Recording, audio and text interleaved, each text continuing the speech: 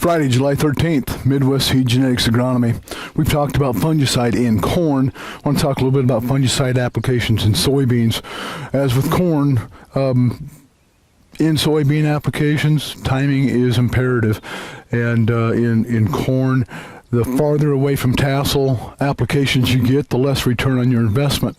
With soybeans, we want to push just a little bit later. We see applications R1, R2, and R3 in those stages. We feel the most advantageous application in soybeans is at that R3 stage.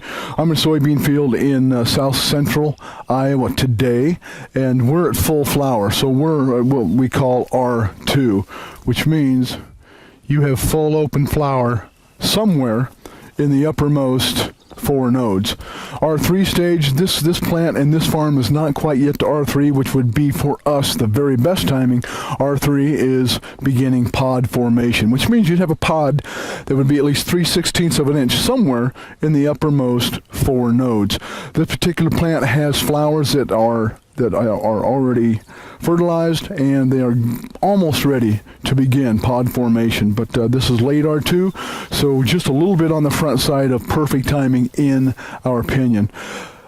Fungicide applications in soybeans, and you think about diseases, you think about rhizoctonia, you think about sudden death, white mold, phytophthora, big time diseases, which really aren't affected by these fungicide applications directly. They are indirectly, because what we're making the application, the fungicide for, is that plant health effect.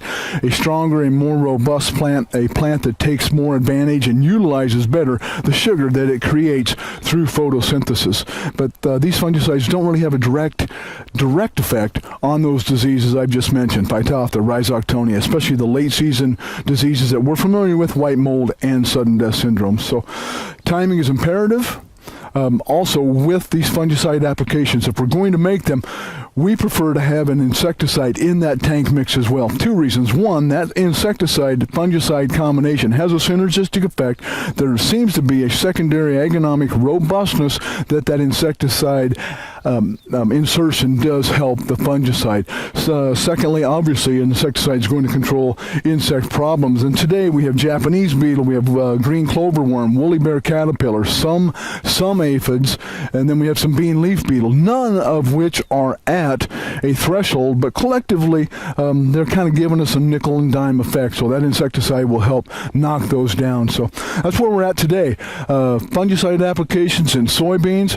R3 is our perfect timing. Remember, R3 is that beginning pod formation, whereby you'd have a pod 3/16 of an inch somewhere in your uppermost 4 nodes. July 13th, 2018, an agronomy alert from Midwest Seed Genetics. We're back.